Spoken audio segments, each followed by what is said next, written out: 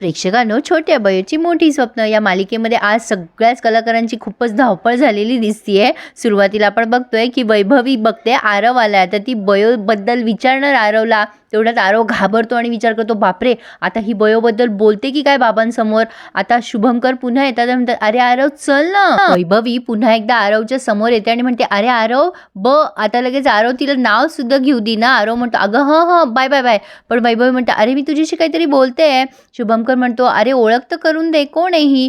मग आरव म्हणतो, बाबा ही माझी क्लासमेट आहे वैभवी, आणि वैभवी येतो मी जरा घाईत आहे. वैभवी पुन्हा म्हणत असते, अरे पण आता हा लगेच म्हणतो, अगं हां ते बगळ्यांची माळ फुले ना, हो हो हो मी तुला देतो नंतर ते पुस्तक वगैरे, चल चल मी खूप घाईत आहे. आता तो लगेच शुभंकरांना घेऊन तिथून निघून जातो. वैभवीला कळतच नाही नेमका हा असा का वागत होता. गौतमी इराला सांगत असते, जा लवकर ती कार्टी शुभंकरच्या समोर येईल. इरा तिच्या पायाबिया पडतीये तिथे. हे जरा जास्ती ओव्हर झालं प्रेक्षकांनो. आता गौतमी म्हणते, काय चाललंय ग तुझं हा मूर्खपणा. इरा म्हणते, काही नाही ग मम्मा, ते जरा मला दिवस चांगला जाईल ना म्हणून तुझ्या पाया पडत होते मी.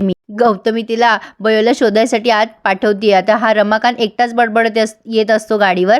त्याला गौतमी बघते आणि विचार करते, काय काय नग भरून ठेवलेत मी नुसते आजूबाजूला. आता रमाकांत एकटाच बडबडत असतो. त्याला असं वाटत असतं की त्याच्या मागे पप्पू आहे म्हणून तो बडबडत असतो, सगळं काम नीट कर, चोख कर. आणि गौतमीला पण सांगतो की बघा आणलं मी त्याला इथे धरून, मला असं वाटलं की काही नकोच ना शंका, काम करतो का नाही त्यापेक्षा सोबतच आणावं. बघा बघा आला तो. अरे बाबा, या मॅडम आहेत आमच्या माझ्या अन्नदात्या आहेत बाबा त्या, नमस्कार कर त्यांना. गौतमी म्हणते, नाहीये तो, कोणाशी बडबडत होते तुम्ही इतक्या वेळचे. तुम्ही पण ना रमाकांत भाऊजी एक काम धड करत नाही, काय करावं तुमचं. आणि त्याला इथे कशाला घेऊन येणार होतात तुम्ही. शुभंकरने बघितलं असतं त्याला तुमच्याबरोबर म्हणजे सगळा घोळ झाला असता ना. रमाकांत म्हणतो, काय दादा दादा इथे आलाय काय. तेव्हा गौतमी सांगते, हो दादा इथेच आलेला आहे त्यांचे चेकअप करून घेण्यासाठी. आता हा रमाकांत म्हणतो, अहो मला तर वाटलं होतं की मी सोबतच घेऊन यावं पप्पूला. गौतमी म्हणते, जा आणि शोधा त्याला आता, बघा एक तरी काम धड करा. रमाकांत म्हणतो, हो हो वहिनी तुम्ही टेन्शन नका घेऊ, मी लगेच शोधून काढतो त्याला. या सगळ्यांचीच धावपळ उडाली आहे. आता ही बयो सगळ्यांना हॉस्पिटलमध्ये तिळगुळ वाटतीये. तिळगुळ घ्या आणि गोड गोड बोला असं सगळ्यांना म्हणतीये. आता इराकडे बघून कॉलेजमधले सगळेच जण हसत असतात. इरा अशी काय दिसतीये म्हणून हेतल तोंड वाकडं तिकडं करते. अंकिता आणि हेतल दोघी तिला विचारतात, काय ग ही कसली फॅशन. आता अंकिताला आणि हेतलला बयोने आधीच लाडू दिलेला असतो जो हेतलला खूप आवडलेला असतो. आता इरा म्हणते, अगं ही याला प्रेमाची फॅशन म्हणतात. अंकिता म्हणते, काय अगं हे धड दिसत नाहीये तुला, कसली दिसतेस हिरा या अवतारात. इराला जरा रागच येतो. हेतल सांगते, लाडू खा ना, बयोने दिलाय. मग आता तो लाडू उधळून ती निघून जाते. आता हेतल म्हणते, काय गो माझा लाडू उधळून गेली, दे ना मला. अंकिता म्हणते, मी नाही देणार तुला माझा लाडू, पण काय ही दिसतीये, हिच्यापेक्षा ती बयो तरी चांगली दिसते.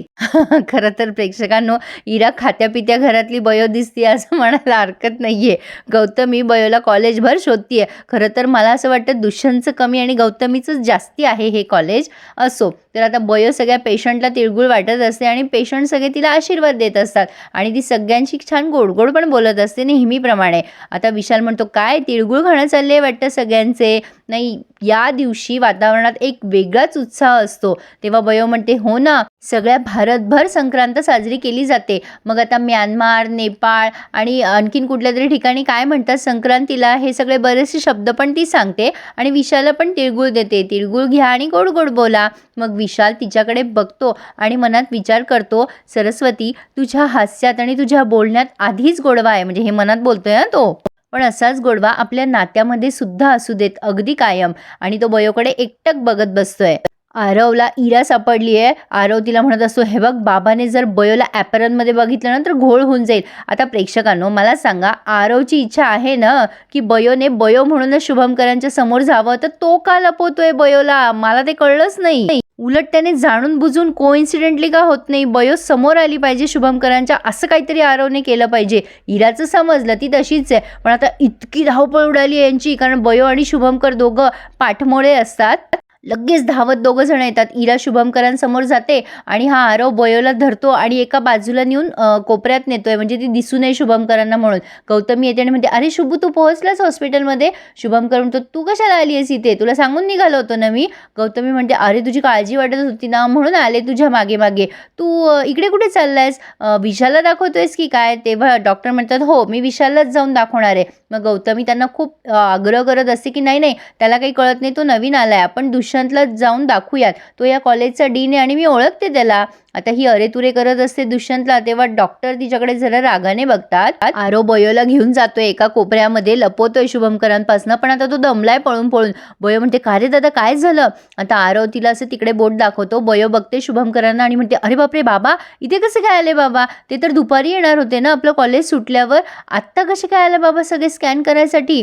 आरव म्हणतो अगं बाबाला असं वाटतंय सगळे रिपोर्ट चेक करून घ्यावे अगदी व्यवस्थित, आणि तो फिट आणि फाईन आहे प्रॅक्टिस करायसाठी, असा तो विचार करतोय. म्हणजे सगळे रिपोर्ट व्यवस्थित यावे आणि त्याने प्रॅक्टिस सुरू करावी अशी त्याची इच्छा आहे. हे ऐकून बयोला खूप आनंद झालाय. ती म्हणते काय सांगतोयस. पण इकडे गौतमी दुष्यंतकडे चल म्हणून खूप आग्रह करत असते शुभमकरांना आणि अगदी नेतेच बळजबरी. तर आता बयो विचार करते बाबा हे सगळं पॉझिटिव्हली घेत आहे, हे खूप चांगलं आहे, पण मला असं वाटतं तू इराची आई त्यांना दुष्यंत सरांकडे नेते की काय. नाही नाही नाही नाही असं झालं ना तर सगळीच गडबड होऊन बसेल. आणि नेमकं ही गौतमी त्यांना दुष्यंत सरांकडे घेऊन जात असते. इराला म्हणत असते इरा तू जा हं आता क्लासमध्ये. तर आता इकडे पप्पू मस्त वडापाव हाणत असतो आणि कोणाला तरी लेक्चर देत असतो, फोन उचलायचा नाही, फोन करायचा नाही, समथिंग काहीतरी. पण रमाकांतचा फोन आला तो उचलतो आणि रमाकांत त्याला खूप धमकी देतो, तुला मी एवढे पैसे दिले तेवढे दिले, आता 1,00,000 रुपये तुझ्याकडे, पण तू माझं काम करत नाही आहेस, मी सोडणार नाही तुला, जिथे असशील तिथून ये. आता पप्पू म्हणतो आहो साहेब नका चिडू, ते काय झालं माहिती आहे का, तुम्ही मला पैसे दिलेत ना आणि ते पैसे एका चोराने चोरले, तर आमच्या संघटनेच्या लोकांनी त्याला शोधलं, तर आता सध्या मला अंडरग्राऊंड व्हायला सांगितलं त्यांनी. असं काहीतरी थापा हाणतो तो, शेंडी लावतोय रमाकांतला आणि त्याला म्हणतोय मी सध्या येऊ शकत नाही, नाही तर मला गोळ्या झडतील, चला चला चला गुड नाईट, ठेवतो मी फोन आता, म्हणून त्याला कटवतो. रमाकांत वैतागलाय पप्पूला. पप्पू नुसता पैसे घेतोय आणि गायब होतोय. हे सगळं बयोच्या सल्ल्याप्रमाणे चाललंय. तर इकडे इरा विशाल समोर येते, अगदी टापटीप आहे की नाही बघते स्वतःला, आणि मग विशालला म्हणते हे घ्या ना सर, म्हणजे मकर संक्रांतीच्या तुम्हाला खूप खूप शुभेच्छा, तिळगुळ घ्या आणि गोड गोड बोला. आता विशाल म्हणतो इरा तू इथे, अगं आज काय ड्रामा वगैरे आहे का, म्हणजे तू हे असले कपडे का घालून आली आहेस. आता इरा त्याच्याकडे आश्चर्याने बघते आणि म्हणते का नाही, म्हणजे तुम्हाला असंच आवडतं ना सिंपल सिंपल, नाही म्हणूनच आले मी अशी सिंपल सिंपल. असं दोनदा तीनदा म्हणते ती. विशाल म्हणतो अगं काय मॅडबीड झाली आहेस का तू, अगं असं सिम्प्लिसिटी कपड्यांमध्ये नसते, ती आपल्या वागण्या बोलण्यातून आपोआप दिसत असते, त्यासाठी तुला हे असं कपडे बदलून वगैरे घ्यायची काहीच गरज नाहीये. आणि मग विशाल हेही म्हणतो आता तू म्हणालीस ना की सगळं विसरून नवीन सुरुवात करूया, ती असं म्हणते त्याला तिळगुळ द्यायच्या आधी, आणि पुन्हा तुझं तेच चाललंय इरा. इरा आता दातोट खाते त्याच्यावर आणि म्हणते तुम्ही पण ना, नाही म्हणजे मला असं वाटलं की तुम्हाला आवडलं असेल ना हे असं, बयो पण अशीच कपडे घालते ना.